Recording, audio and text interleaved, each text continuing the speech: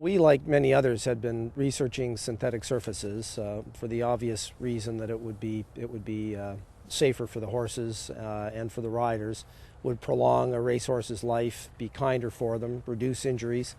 We did a lot of due diligence in Europe and finally came to the conclusion that we should proceed with Polytrack. Certainly at the time we had the most confidence that Polytrack had been through the most use and development under various conditions. And the real challenge for Woodbine is Woodbine would be unequaled in terms of traffic of horses and variation of temperature range. I don't think there's another track that would present those types of challenges to a surface.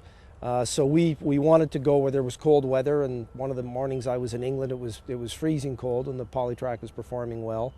So we went with it, and it was also very important to us that a North American racetrack, namely Keeneland, had put their name behind it and endorsed it and was proceeding with it, and that gave us great comfort. The one thing I can say with absolute confidence is I haven't talked to any track manager or any horseman anywhere on any of the synthetic surfaces, and certainly not Polytrack, who would say that even though we're all learning how to deal with it and it is a work in progress, that anybody would want to go back to a dirt track anywhere under any circumstances. And I can tell you on the mornings that it rains and trainers' work schedules might have been interrupted in the past and they would have been scrambling to try and get a work into the horse the next day, those are the mornings when they just all look at the track and go, yes, thank God. So to me it is under those rainy conditions, avoiding sloppy racetracks, it's just wonderful in terms of what it does for this industry.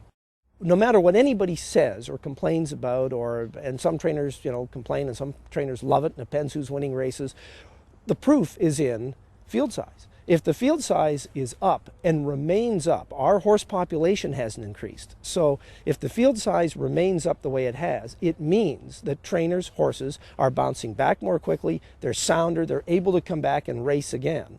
And to me, that's the proof. If our field size was down, I'd be scratching my head and saying, why? Why aren't these horses able to come back and race frequently? But it's up, and full fields, and for a racetrack, that's our dream.